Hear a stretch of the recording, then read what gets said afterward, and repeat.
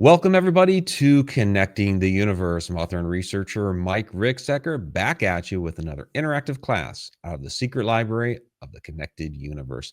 Well, this one's not so much interactive because this one is a pre record, but I've really been looking to this particular episode because this is a recap of our UK adventure from a couple weeks ago. So this is my partner Kate Swin and I. She professionally she goes by Catherine Swin. She's a QHHT practitioner, lives there in Scotland, and really gave me an amazing tour of a number of different places. And so those that have been following me on social media have been remarking about all the photos I posted. And I'm just getting back to this now because since I've been back, I had the New Living Expo out in San Francisco. I just had Parasicon here in Ohio. So yeah, I've been very busy since then. I'm finally able to get to this particular episode. And we also had an Edge of the Rabbit Hole episode in there where Victoria and I interviewed Geraldine Orozco. So be sure to check that one out as well. It's actually going to become pertinent a little bit later on. And we'll talk about that when we get there. So, all right. Where are we going to start in recapping this great UK adventure? Because there were so many places that we went to go see. We started in Ireland. I finally got to Newgrange. And I'm actually not even highlighting Newgrange in this particular episode, which is crazy. I finally got there, and Nath and Tara and all that. I have talked about these things before in some of my Ireland material that I have covered previously, even the Egypt and Ireland connections. I've covered it there. I'm going to be creating separate videos on all of these. This is really just kind of highlighting a few things that turned up to be really significant while we were going through the tour, and we can't get to it all. I'm also going to be finishing off on the Egypt stuff as well from last year. So you can say I'm a little bit behind. So where are we going to start with this? Well, the one thing I have posted since being back, aside from all the photos that I posted while we were there, is the UFO sighting video, which happened really that last full day that we were there in the UK. We were on our way to the Royal Stones, a location that I've always wanted to get to, even though I've written about it. I had not yet been there. Kate went there for me last year to gather some additional information, photos, and things like that.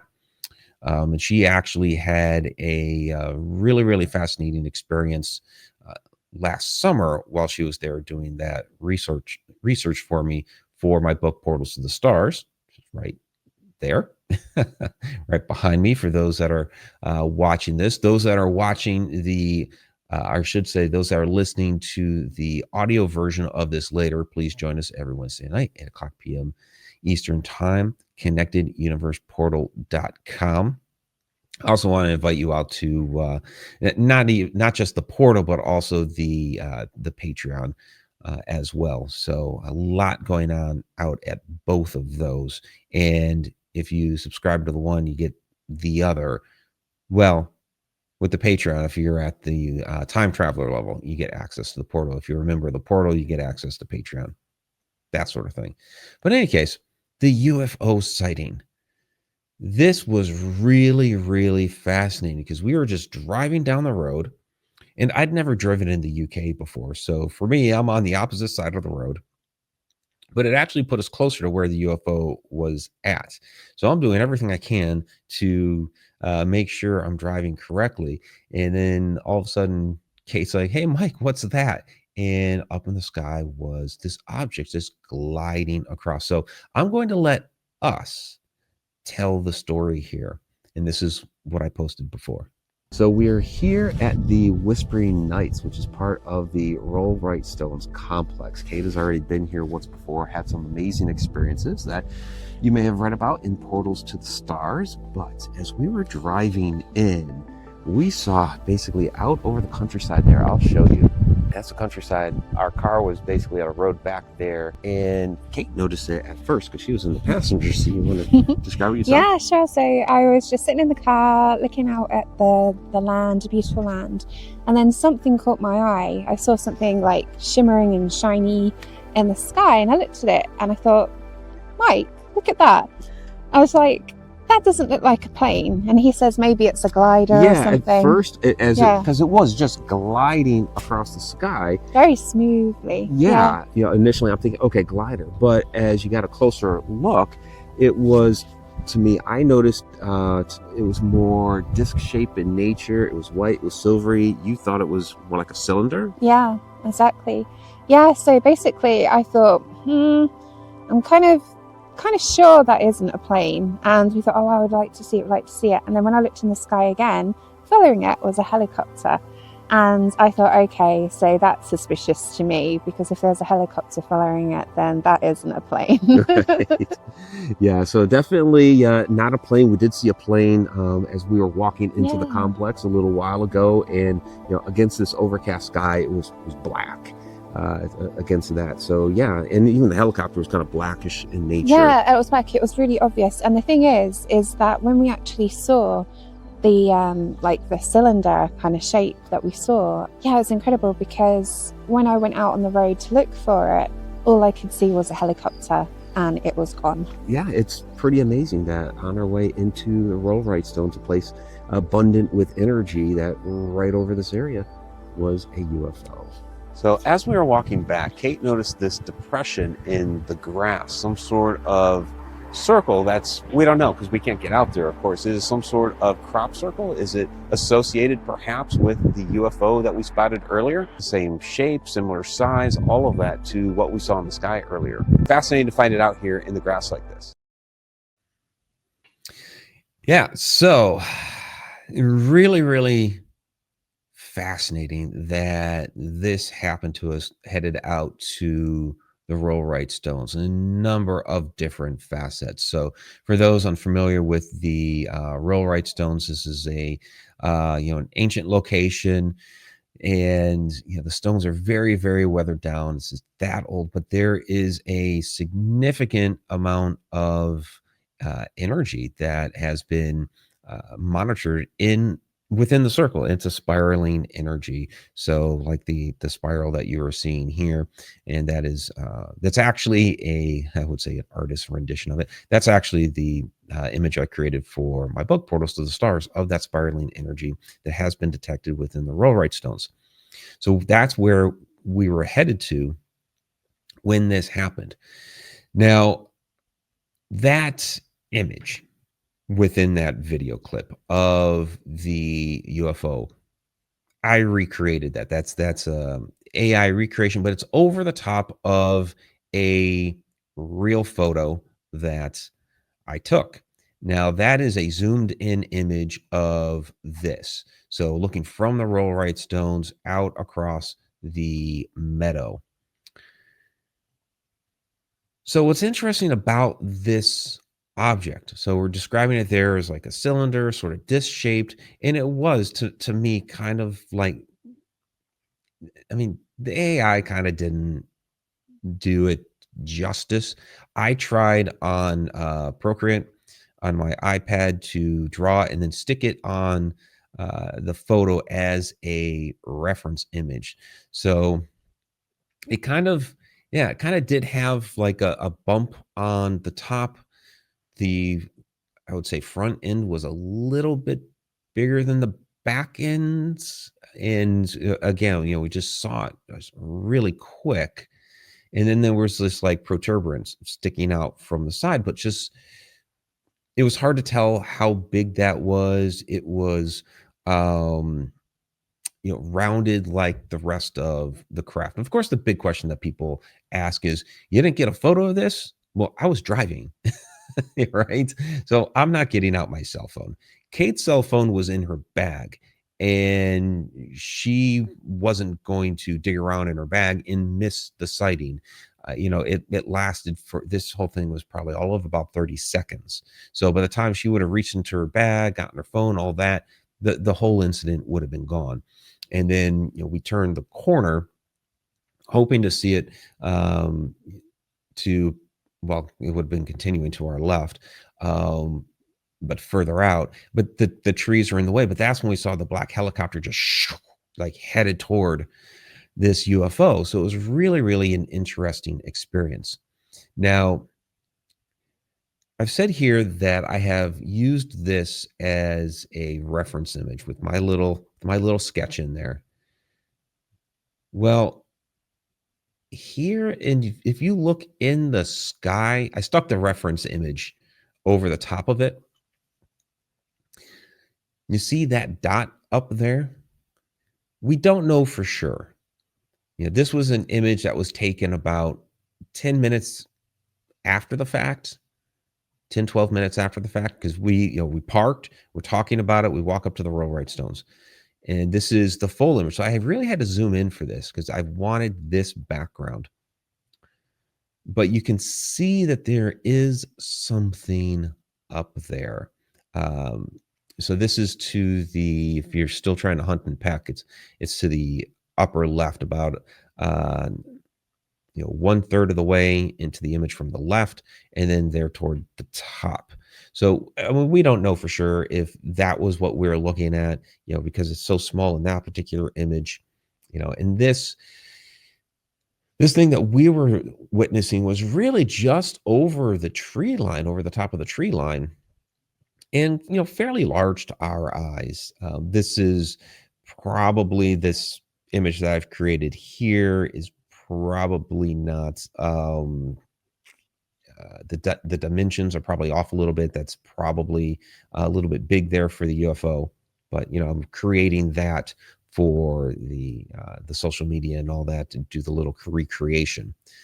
So the place where we recorded this, actually the Whispering Nights are closer. Now the Whispering Nights are this, which may actually be a dolmen that has caved in. It's if you're looking straight from the Rollright Stones, so from, say, this image here, this would be far to the left and down the hill a little ways. And that would actually be quite a bit closer to where we saw the UFO. And the UFO may have actually been flying over that particular area. As we were driving in, it would have been to our left, just as we were getting up to the place, the road to turn up to the Rollright Stones. The Rollright Stones aren't that far from that turn. And again, couldn't really see it because of the trees and the hedgerows and that sort of thing after that point. But again, very, very curious that all of a sudden you have this black helicopter going after the thing. So that was really, our conversation for the whole rest of the day was the UFO, the UFO, the UFO. Even though there were other things that we were doing throughout the day. And the Rollright Stones, the place I've always wanted to get to. And you can kind of see the people in there in the middle of the circle, kind of doing, they were doing some meditations and these sorts of things. And even here at the Whispering Nights, Kate and I did some meditations as well. So here with this one, you can kind of get a better idea of where the tree line is in regards to the Whispering Nights. And so, yeah, the UFO would have been right above that tree line, maybe even right over the Whispering Nights. We did ask a couple of ladies that were, because when we walk into the Rollright Stone area, they're there collecting the fees, and they're part of the Rollright Trust. So we had asked them if they had seen anything, which they hadn't. Again, this thing was just gliding along. I'm driving, so wasn't making a noise. Hard to say if it was, because of course you have the noise of the car, but with the way it was just kind of gliding across, perhaps it wasn't. There was no reason for them to really be looking up at the sky like that. And it would have been off to, from where they were sitting, it would have been to their right end, a ways down there, because again, I said it was toward the Whispering Nights. So they're looking straight ahead at people coming up the path so they can collect the little fee, and they're selling some books and things like that. So they were concentrating on that. But yeah, it was really, really fascinating. It is, my second overall UFO sighting. And this one was far more significant than the first one. Now, as far as that depression in the grass, we have no idea if that was any way, shape, or form related to that UFO. It's just kind of curious that it was there around the same time that the UFO sighting occurred. Now, it may have been there beforehand because we showed up after the UFO had flown through the area. So we have no idea if it's associated with that or not. But it was very curious that it was there. So yeah, that is our UFO experience at the Rollright Stone. So, and like I said, that was our last full day together there in the UK, and it happened to be something extremely, extremely significant, which is just really, truly amazing. So, all right, I want to move on now to some other things that we saw, witnessed, observed. Like I said, this is just kind of a highlight, and there's so many things that we experienced on this trip that more of these things will be coming out over time. So, please be patient as more and more material comes out, because we had was 11, 12 full days and we were packing it in. So, showing the Rollright Stones there. Well, you're not seeing Avebury in this one, even though we had a fantastic time at Avebury. And like I said, no Newgrange, but there will be more videos and things like this coming out down the road. So, all right, let's take a look at Rosslyn Chapel. So, those that recognize the name will recognize that from, well, the Da Vinci Code. And Kate has already put out a video on this. So in the description below, I will link to her video. I'll also link to that full UFO clip, because I've already posted that here on YouTube. It's on TikTok as well, and Instagram. So you can watch that to your heart's content, I guess. But Kate has already posted her Rosslyn Chapel video. Like I said, I'll link to that below. Let me go ahead and show you my clip. Here we are at Rosslyn Chapel, built back in the 1400s. Of course, it is widely popular from the Dan Brown film and book, The Da Vinci Code, which kind of really got its notoriety here over the last couple of decades. But it is true, there is a ton of symbolism embedded within this structure, and it does cross a number of ley lines, 3 lines across here, including the Rose Line, which is one of those things that made it popular for the book and the film. Yes, there are Templar connections here.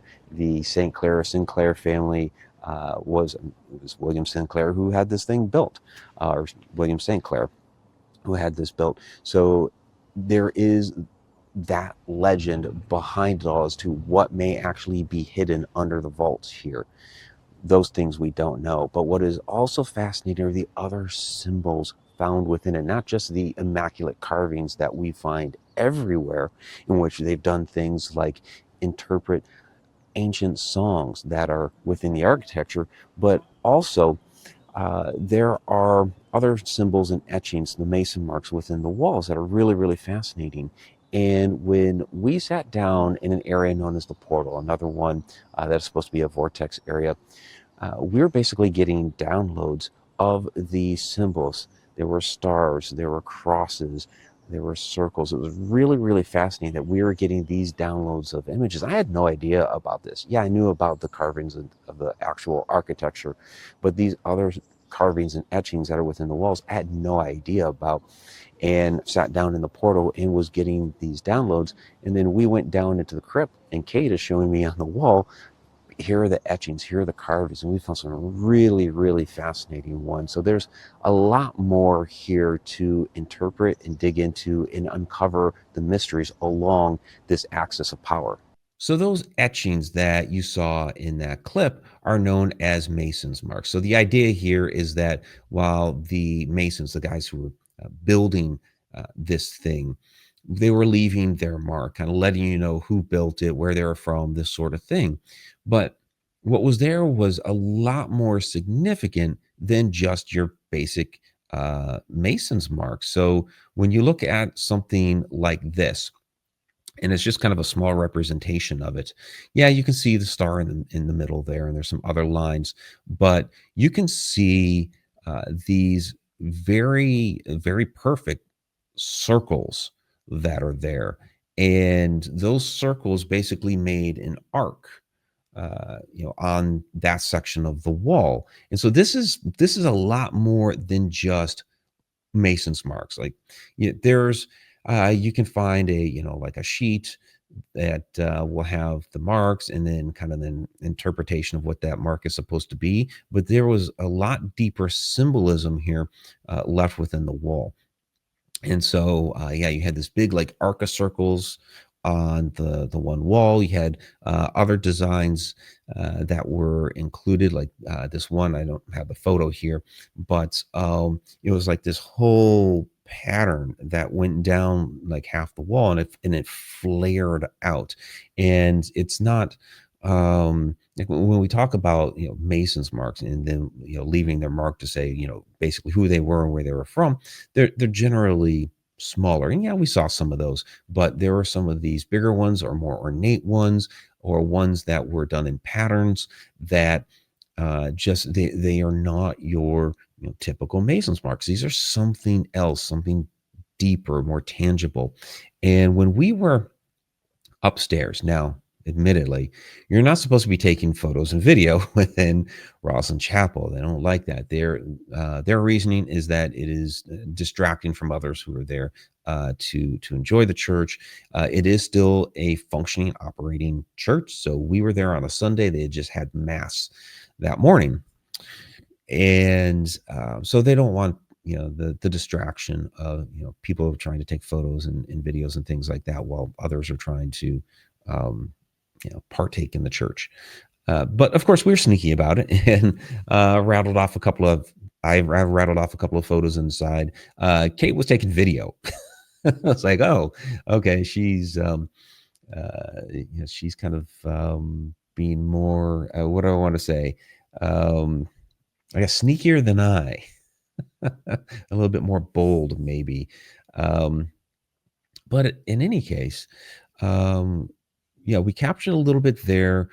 There was an area in which, one of the docents was telling us about the portal and the vortex area there. So in the one corner, um, there was the portal, and then as you move over closer to the stairs, there's the vortex.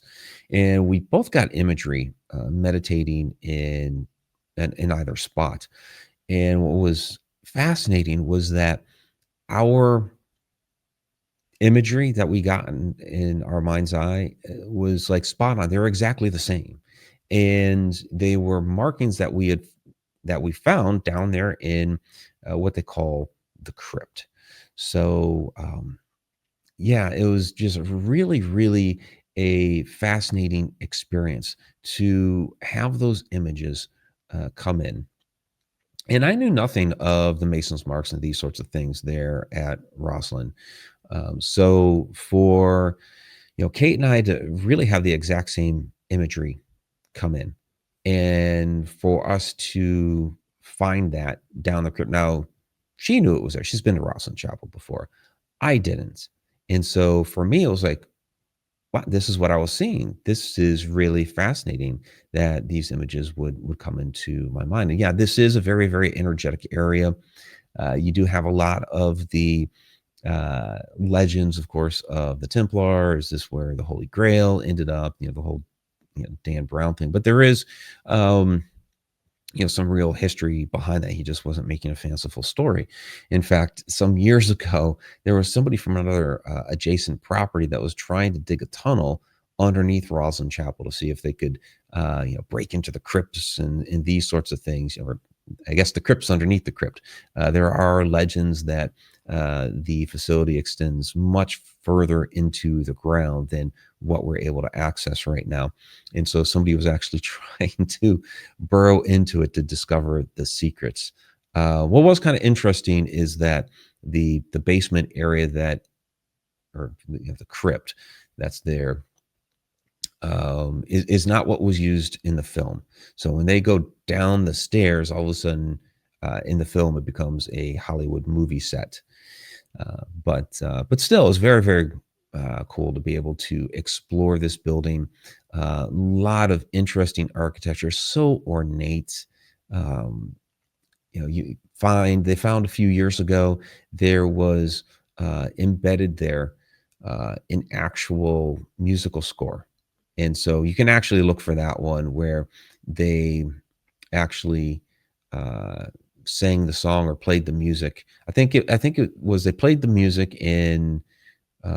They had a choir that was kind of humming along to it, something to that effect. It's been a while since I've watched it. Um, but using what was there embedded within the architecture of Rosslyn was a song. So a lot of cool symbolism. Of course, the Green Man is represented there. A lot of Green Man iconography and just iconography all over the place. But yeah, tuning into the energies there, getting those visions, finding the marks down there within the crypt. We're going to be diving more into that later. Again, check out Kate's video on that. She has more of the extended video from that particular day. All right. So moving on some more. I'm kind of jumping around here with our adventures. So one of the more significant experiences that we had, now, I mentioned that we went to Avebury.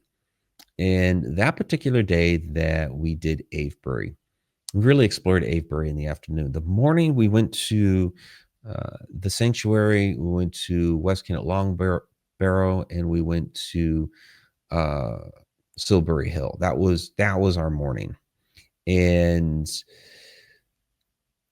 I'd always wanted to get to Avebury. I was interested in Silbury Hill. The West Kennet Long Barrow was really a surprise for me, and it's like something straight out of Lord of the Rings. And those who have played Lord of the Rings online, you can actually go to the Barrow Downs and some of the other locations in the game that have the barrows.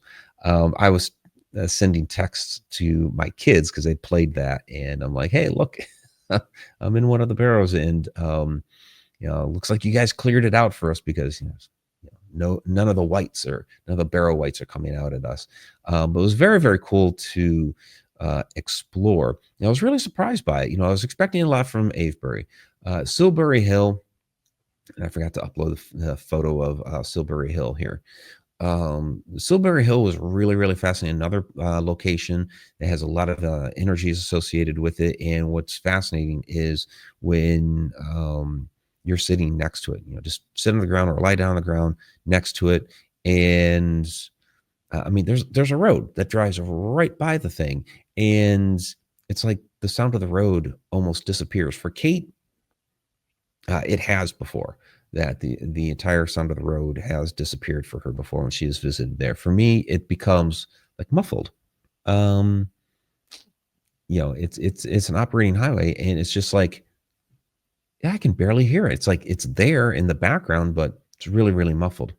But I was really surprised by West Kennet Long Barrow. I was not expecting this. I just thought it was going to be a cool place to explore. You do have a bit of a hike up a hill to get there. But, well, let me play the clip. Okay, so this is interesting. You might want to check out that little chamber back there. Yeah, a little recap here. We're inside the West Kennet Long Barrow, and we did some sacred ohms here.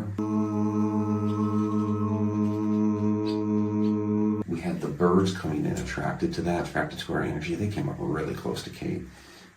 It's fantastic. And they seem to be giving us a sign. So I tried the tri-field meter. Negligible readings, but it did seem to be like a small pulsating type of energy that was getting up as high as 0.9 or 1.3 milligauss, but it was generally around the typical 0.1, 0.2. But the rods are now pointing us straight back here. Straight so far. We'll lean to the left here. to the left. See that? Mm-hmm.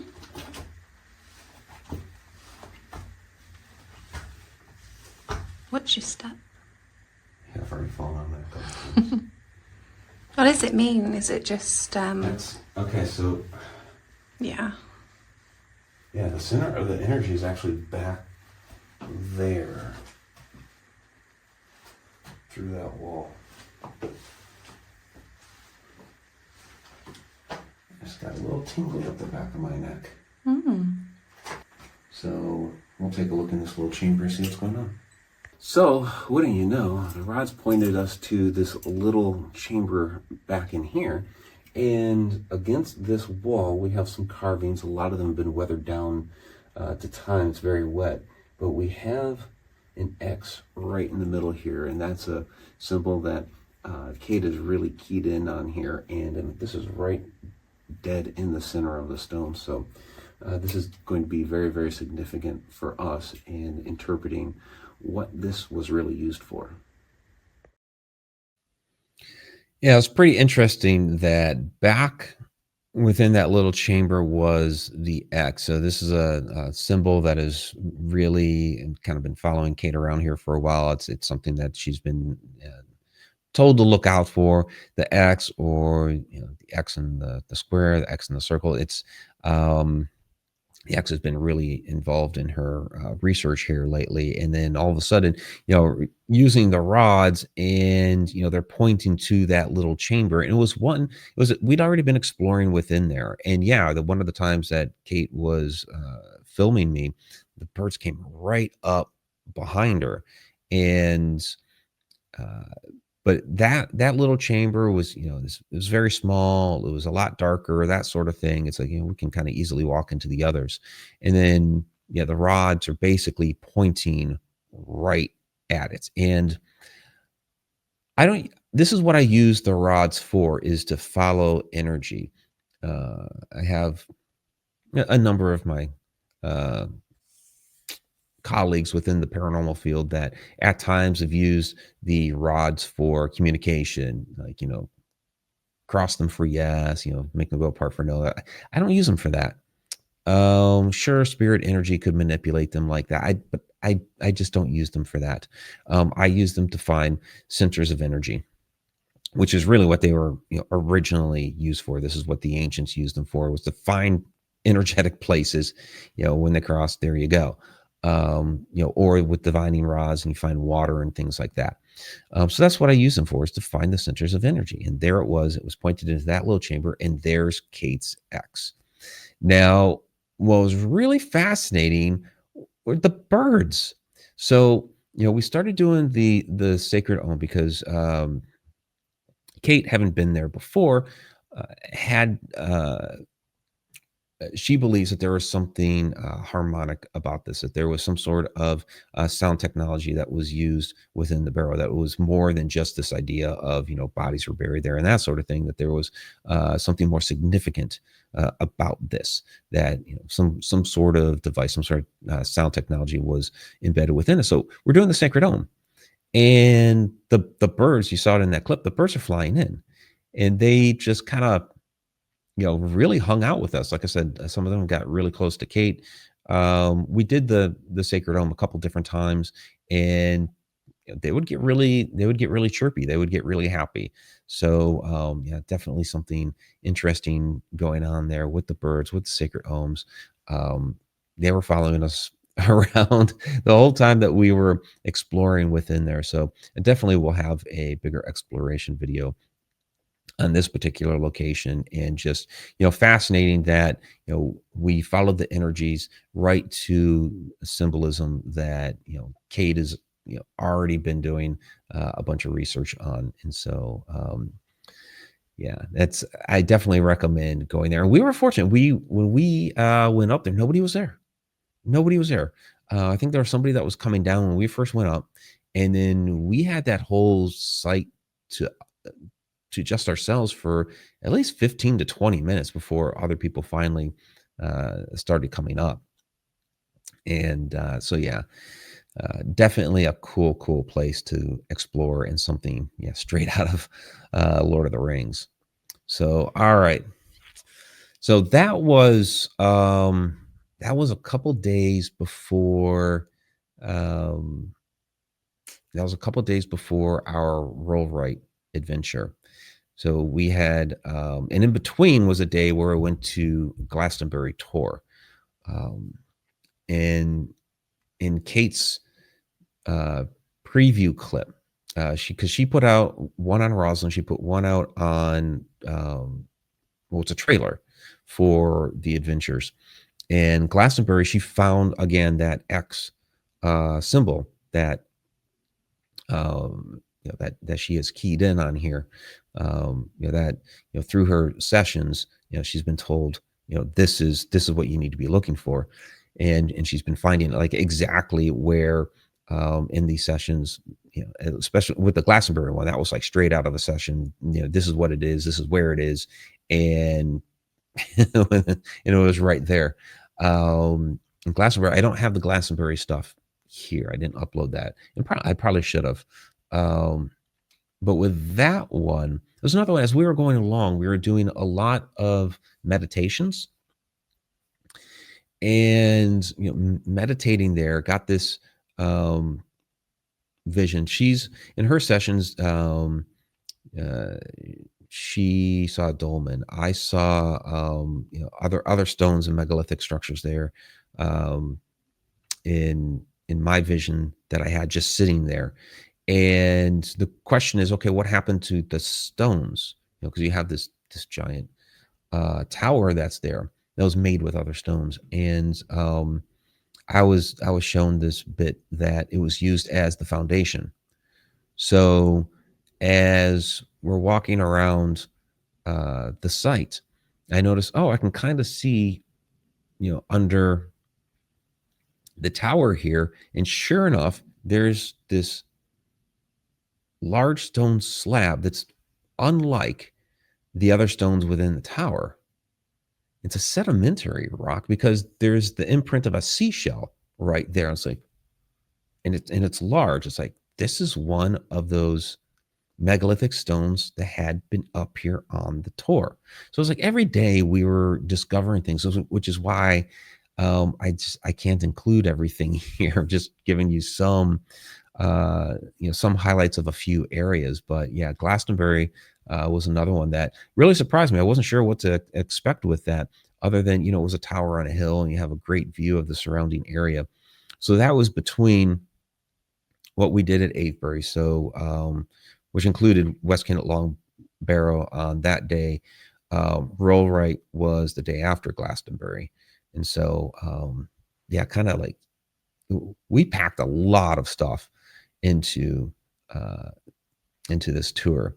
So all right, these two segments are actually from the same day, and we're going to start with Urquhart Castle. And this is on Loch Ness. So this is actually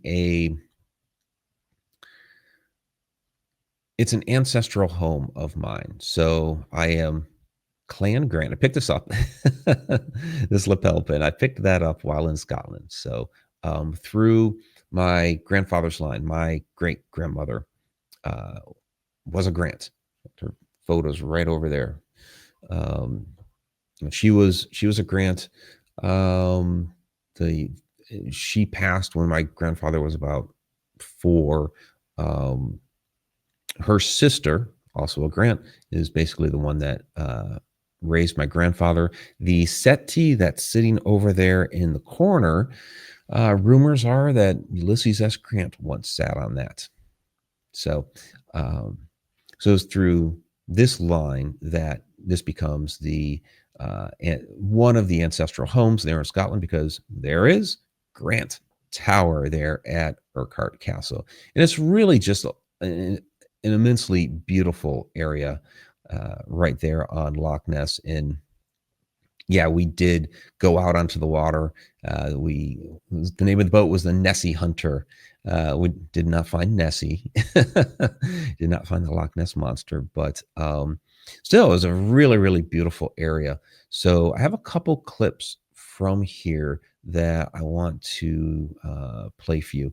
The The one talks about a vision. Again, as we were going along throughout this tour, we were doing a lot of meditations. We'd get to an area, we'd do a small meditation, and then we'd share that. And like so many times, we were keen in on very, very similar things. This one was a little bit different, but does kind of tie into other work that I've done before. And actually, our interview that we had last week, and you'll see how that.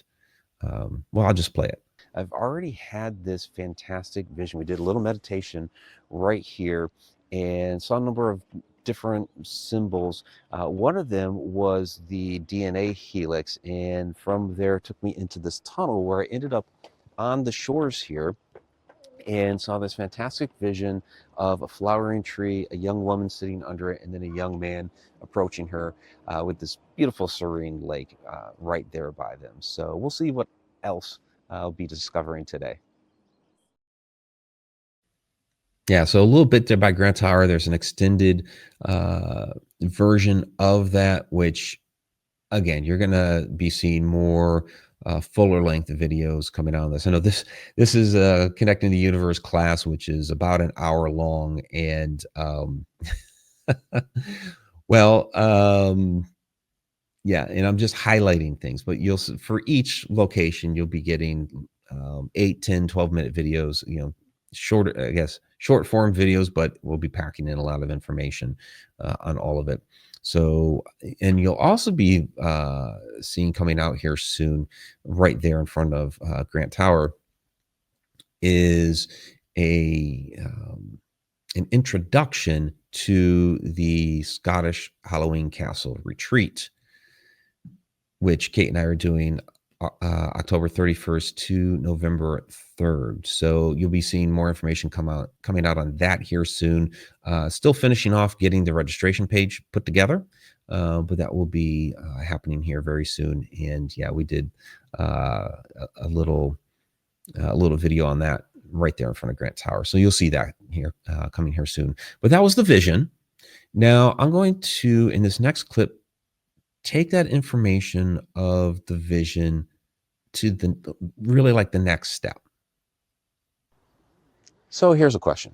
If I'm getting visions at a place like this, as simple as they were, just, young woman, a flowering tree, a young man right on this lake, is that perhaps, and I saw the DNA helix, is that a memory passed down through my DNA? I've talked before about kind of quote unquote supernatural DNA, that there are genetic markers that, as long as they are put in place before the consummation of the person, the grandfather, the great grandmother, whatever down the line, as long as that memory is put in place beforehand, that it could be passed down through the line. This is in, the physical makeup, the physical body, that we could be tuning into memories from our ancestors if we are able to really harness that information that is stored within the DNA. So this is related to consciousness, but a little bit separate, because it's using your consciousness to actually tune into your own ancestral DNA. This is a little bit different than tuning into your past life, your own past life. This would be like tuning into the past life of one of your ancestors. So a little bit of a different perspective, but could give us some clues to the history of, like, say, family lineage and that sort of thing. And I've also wondered at times if we are not our own ancestors at times, like if we are born into, on occasion, our own ancestral family line. Like, perhaps I was, I had a past life as a Grant or one of my other Ricksecker descendants, or, Haranas, or Bender, or Handleviks, or any of the others down the line. Is it possible that I had a past life as one of them as well? So, the question becomes, where are these stored within our DNA? Well, all that we call junk DNA, I do not believe as junk. I think decades, hundreds of years from now, our generation is going to get laughed at for thinking, oh yeah, that was just junk DNA. No, there's something else to all that. Yeah, so I've talked about this before in when I've done it a couple times. My supernatural DNA class for connecting the universe, and basically the idea here is that as long as the memory was occurred before the person was begat, so before like before your grandparents conceived your mother or father, as long as it was in place before that happened, then there is a potential that you could inherit whatever that is. Again, this is through the physical being, the three-dimensional body. This is not like past life. That's different. Tuning into a past life, which you're going to be a different physical person. You're tuning into what the consciousness has brought with you from one life to another, to another, to another. And those, I would say, most times are from a different lineage. But I do throw out that speculation. Are some of our past lives within our same family tree? Maybe on occasion that's the case. It's probably more of a rarity, but yeah. So when we start having these different memories and flashbacks and different traits that we carry with us, um, it's is part of that something that we've taken as part of our consciousness, from our past lives till now. Like when I've done past life regressions, I can see where I have my consciousness has taken my writing ability with me, where I've been a scribe and other things in past lives. But other things that I may have inherited along the way, um, I'm just trying to think offhand, what else can I do? um, I mean, yeah, I mean, I could play a little bit of music. I'm not, that strong, but there have been musicians through the Ricksecker line over the years. There's actually a Ricksecker brand piano. But I got my guitars over there and that sort of thing. So that might be something that has more kind of traveled down the line, genetically through DNA. And when we talk about um, people inheriting traits, like even things like I don't know, psychic abilities, where we talk about, yeah, it's been handed down from generation to generation to generation, where these different people within the line have inherited these abilities. That almost seems to be more to do with the DNA rather than the consciousness, although it would certainly help different things that the consciousness is doing. But that genetic marker would have to be put into place, of course, before uh, the consummation. And where is that put? I believe that is within what we're calling right now the junk DNA. Scientists right now are like, yeah, there's only like whatever really small percentage um, that we actually use and pass down, and it's really just like physical traits and stuff like that. It's like, no, these non-physical aspects of ourselves um, can be passed down through the DNA. It's like I've posed the question before. Do you have your grandparents' memories?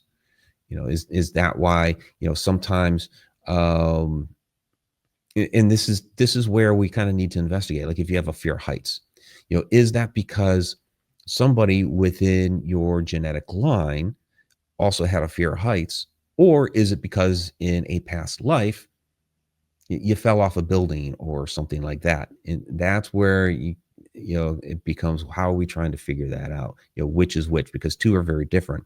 One is soul, one is consciousness, and the other is physical ancestral DNA. There's two sides to us. We are multidimensional beings. We have a fourth dimensional consciousness that is inside a third dimensional body, and both aspects play into who we are. So So yeah, that was interesting to get into there at Urquhart Castle, since that is part of my family lineage through the Grant line. So all right, one other place that we explored in that area, and this was the same day, was Clava Cairns. And Clava Cairns is really, really interesting. So you hear me describe it, but these are, well, they're cairns, but two of them are raised up and quite high like that, and there's this one in the middle in between them that is much lower and inaccessible. So the raised ones like this have a passage that you can walk through and explore it, but the one that is lower and not as high, it has a circle in the middle, and there's no like little passage to get into it. So but it has these other raised areas outside of it as well. You hear me describe this.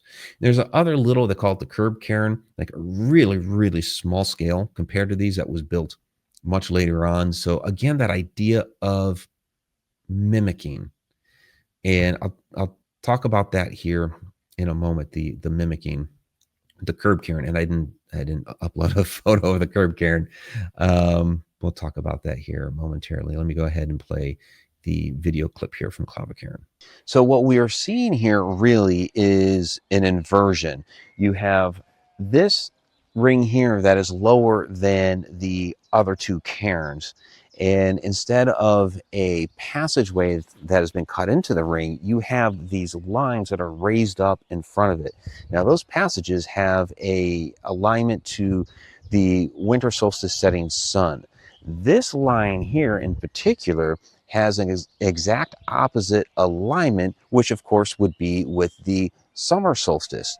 Now, the other lines that you have that are raised up coming out from this ring, they're really at a Y angle. So those would be the equinoxes. So a number of interesting things that we are noticing as we're trying to piece together the mystery of the stone circles here at Clava Cairns. So this one is the same, basically the same height as the one all the way in the other end, while the one in the middle is also lower. But Kate also found the cut marks that are here. And what's interesting is that Tammy was telling us to look out for 3 and 4 earlier. Well, we have 1, 2, 3, 4 cups there, 1, 2, 3 here. Yeah, they're connected by 1 in the middle, but we see the 4 and 3 there. So another mystery here to discover. Yeah, Clava Cairns was pretty interesting. I wasn't really sure what to expect. I didn't know a lot about them going in. But you see these different astronomical alignments at this cairn site. And yeah, the fact that you have 2 that are raised and the one that's the inverse in the middle. So there's definitely something, some grand design here with this. And then you see all of the alignments there, which is truly fascinating. Now with the curb cairn, which came around, I think it was like 1,000 years later. The little one was built, and like I said, I wish I had decided to upload the photo. Okay, the idea of mimicking what was there. Okay, that's exactly what they were doing. They were mimicking what was there, and I will take this back to ancient Egypt. When we talk about the pyramids, who built the pyramids? Well, there are different types of pyramids there in Egypt. And when we look at the big ones, like the Great Pyramid, the Pyramid of Khafre, the Bent Pyramid, the Red Pyramid, these are huge, huge pyramids. And there's no hieroglyphs on them at all. There's in the quote unquote relieving chambers of the Great Pyramid, there's like some there's the red cartouche that's in there that's supposed to date the pyramid to the time of Khufu.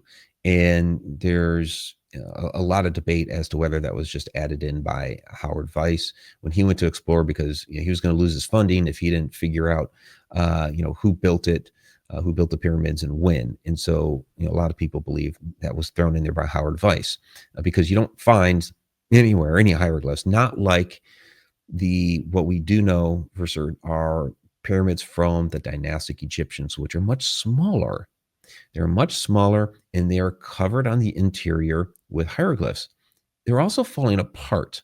So when you look at the exterior of those smaller pyramids built by the dynastic Egyptians, the exterior is all falling apart, and the interiors, while you can still get inside them just fine, they're covered with hieroglyphs. So very, very different than the larger pyramids. So this is they were mimicking the larger ones. This is a recreation. This is, hey, we came across, we're looking at these large pyramids, whether it was their ancestors who built them or another culture that predated them, that could still be their ancestors.